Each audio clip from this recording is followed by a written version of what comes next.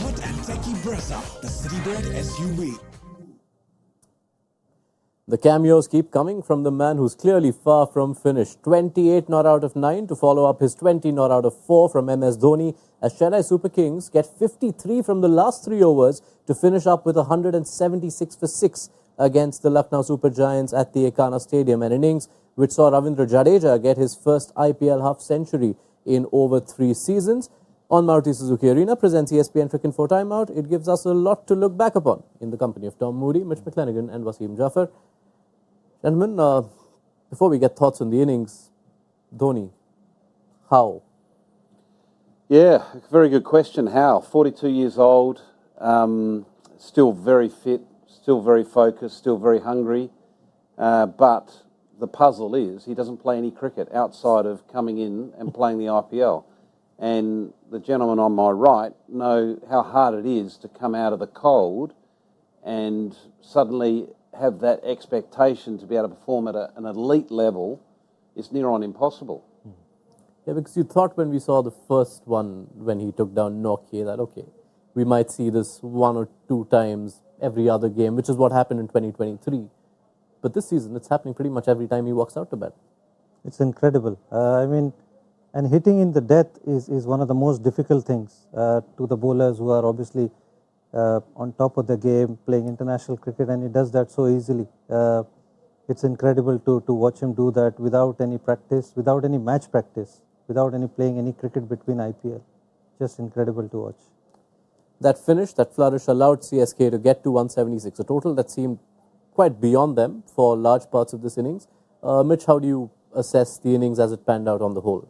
Yeah, obviously they struggled at the start. I thought Lucknow bowled very good with the new ball. I thought their accuracy, their lines and lengths was superb. And rightly, they were in a position of power at the start.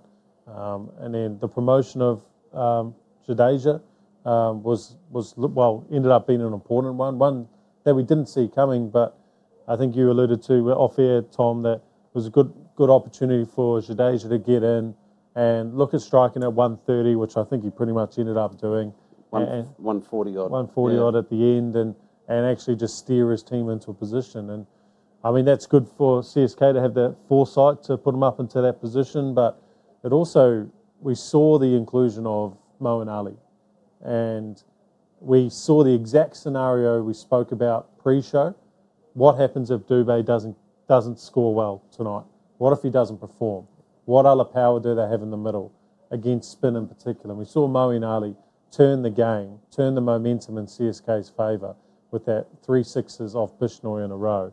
That was the turning point in the innings for me. It's an interesting point you make about Jadeja. You know, without Mitchell in their lineup, who was, I think, purchased at the auction with the mindset that he was going to be nearly their rock, their anchor as a number 3, number 4 type player, to be able to allow their team to bat around. That obviously, has gone okay. It hasn't gone desperately badly, but they're looking for a slightly different makeup today, and they've given that opportunity and responsibility to Jadeja, who's probably in a way more suited to playing that role than playing the role at 7 and 8, where he's having to clear the fence and hit, 4s and 6s. And as you said, it surprised us that he was up there, but it actually makes a lot of sense when you unpick it and think, well, okay, that's some good thinking from Chennai. He's given them that stability to allow them to play around him. Agree with that, Wasim? It's something CSK rarely do. It's only the 4th time Jadeja's batted at number 4 for them. I think he showed a lot more intent than before. He hit important boundaries in the middle overs, especially to the spinners. It wasn't the old Jadeja that we watched in the earlier games. It was much more intent, and that's what they needed. They didn't want that Dubé is the only guy. Once Dubé gets out, then obviously you are in trouble. So it was good to watch. I thought it was the inning that needed at that stage. Keep in mind that it won't be a permanent thing. They were just in a position where obviously they liked the idea of Dubé starting to spin, and it was just a little bit early for Dubé to come in the power play. Yeah. Now, when we assess that middle overs phase, a lot happened. Chennai even used their impact sub. When they lost their 4th wicket, they got Samir Rizvi in. which was before Moeen Ali came into bat. You still had MS Dhoni. Did you feel that situation was ripe enough to go in for that impact sub? Yeah, I do. But you're asking a lot of a very inexperienced player to come in and have the cricketing nous to be able to navigate that responsibility. And the way he got out was very much the way you'd expect a very inexperienced player to get out. It's nearly like a shot of panic in that I've got to get on with it, suddenly running down the wicket and trying to hit it, over the moon. It's a little bit tougher, the IPL, than a lot of the cricket that Rizvi's played, and not taking away what he has done domestically, which is an important pathway to, him getting an opportunity in the IPL. But he was exposed today. I think the strategy was absolutely spot on, but whether you would rather someone that has a little bit more experience to be able to sort of take that responsibility is probably something that CSK might revisit, and other teams may look at and think, well, if we are going to press the button on a impact batter, we want someone that is, has got some miles on the clock, so to speak. Yeah, because it's something we've now seen twice in 3 nights. The other day, Gujarat Titans, after losing all those wickets, they got Shah Rukh Khan in, and first ball he steps down and gets stumped. So it is something, like Tom says, teams will consider. I mean, it's a desperate measures that your team obviously wants somebody to go in and play all those overs, and those guys can make the difference. Don't get me wrong. I mean, Samir Rizvi, if he had come in those 17, 18 overs where he's hit his first ball for 6 and all that, it's easier to do in that situation, I feel, because you got only one way to play. But if somebody comes in 11th, 12th over, then you have got to bat both ways, and that's not easy. That's what Tom said. That's a really good point. Yeah. What was the over? What was the over he came in? 12th. 12th over. Yeah. So there's a lot of pressure. Obviously, being the impact player coming in that position. Yeah. Great point. Really good point. That there's less pressure if you're impact player Yeah. in the last 3 overs, as Yeah. opposed to impact player when you're coming in with 8 overs to bat. There is a bit of unpacking to do with Lucknow's bowling, but before we go there, just going through that middle phase of Chennai's batting, the middle 10 have got 62 runs, and I think there was a 34-ball spell without a boundary. Is that something they could look back if they were to fall short in this game, that was a differentiator? Oh, I think they've got to a good score. Yeah. I think 176 is a good score. I think they would have been targeting that score at the start of the day, saying if we do well, we get 180, but we can defend 165. So I think if they lose, I don't think it'll come down to any period in the batting. There was always going to be that slower wicket, as we saw on the pitch report, and you've also got to give credit. Kunal Pandya bowled very well tonight.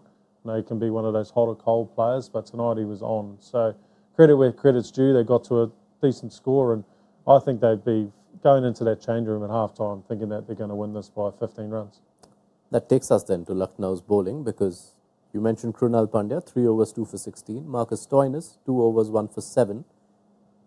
They've only ended up bowling 5 overs. Could Lucknow have done anything different there?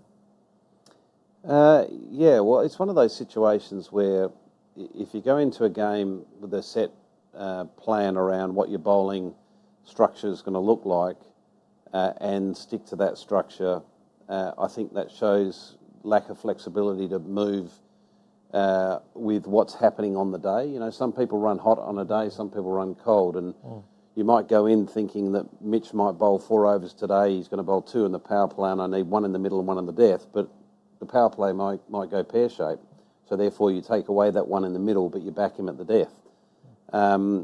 But today's example, Colonel Pandya and Stoinis were running hot. They were very much in control of what they were doing. They had the upper hand, so why wouldn't you exhaust that a little bit further to take yourself, take that little bit of pressure off yourself, so you're not having to bowl Bishnoi in that 18th over.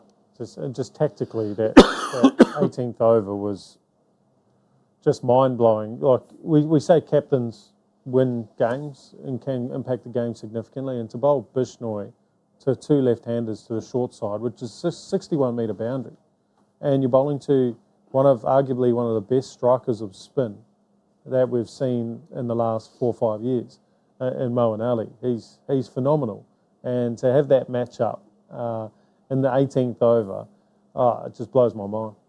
Panic call? I don't know if it was panic because he had the option of either going to Stoinis Or Henry. and then obviously Mohsin and Yash.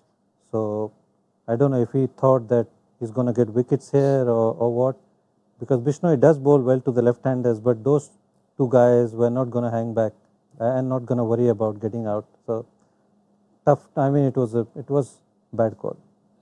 You can see the logic, though. You can see why they've come to that conclusion, because Bishnoi has got that steep angle away from the left-hander, so that angle's going away from that short side, but still there's that element of risk with that, particularly given the pace he's bowling and the fact that, it's a time of the innings that, he's not regularly bowled. I know he's done it a couple of times successfully for India, but that was slightly different in a defending role against... Yeah.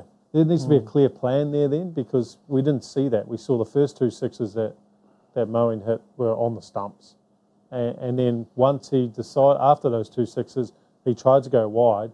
I mean, Moeen Ali, 100 times out of 100 times, is picking him to go wide that next ball, pops him over mid-off. So then it comes down to a clear strategy, conversations that the captain and the bowler are having, because he started It's the right idea, poor execution. Poor execution. Or poor planning. And ended up being a big moment in the first innings. Let's see how much of an effect it has on the end result. Let's quickly look ahead to the second innings. Wasim, this is a ground, Lucknow, where in the second innings, in the 3 games we've seen so far, the power plays have been higher scoring. You've seen more runs scored. Batters have gone at a strike rate of nearly 150 in the power play in the second innings in Lucknow, and it's dropped to 120 after that. And yet you also have a Lucknow side which hasn't started that quickly. Is this a game where that needs to change for them to have a chance to chase this down? Yeah, I think their top 2 batters, Quinton de Kock and KL Rahul, has to score bulk of the runs. They don't need to depend too much on Pooran. It's about time that those 2 guys score runs. I mean, after 6 overs, you can understand it's a big ground. It's tough to hit boundaries and sixes on this ground, so it's understandable. But if those 2 guys, one of them gets 60 plus, I feel it should be their game. The one factor in this chase now that Samir Rizvi was the impact sub in means that Chennai have the 4 seamers, Jadeja. Do we see a bowling role for Moeen? Yeah, definitely. I think Chennai's got plenty of bowling. I think the luxury is that they've got Moeen Ali, you've got Jadeja there as well, and you've got Dubey as well. Rachin as well. Rachin can bowl, so you've got so many options. So it's not a major miss for them. It's the Chennai side, They've always got bowling options. They always have. Set us up for the second innings. Where do you think this game gets decided?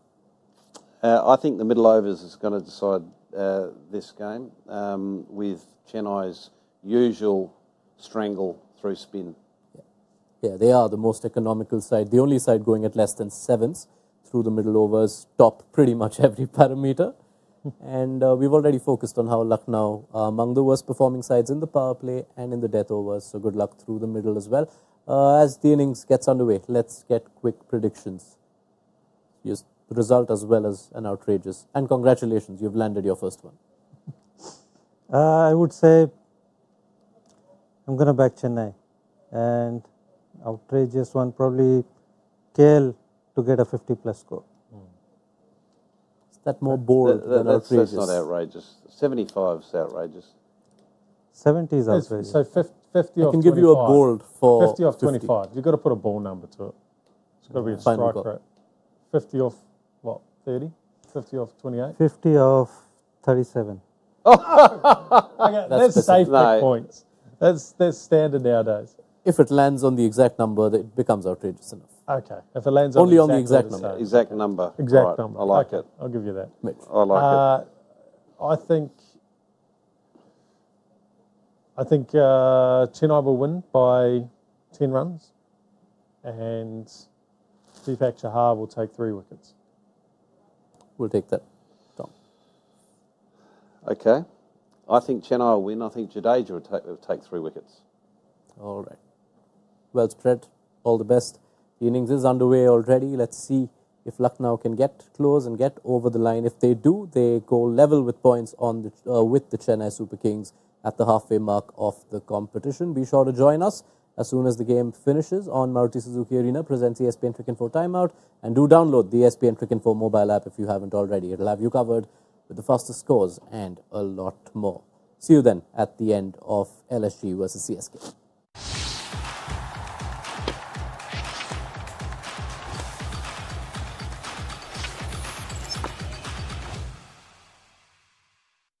All new hot and techy Brezza, the Citybird SUV.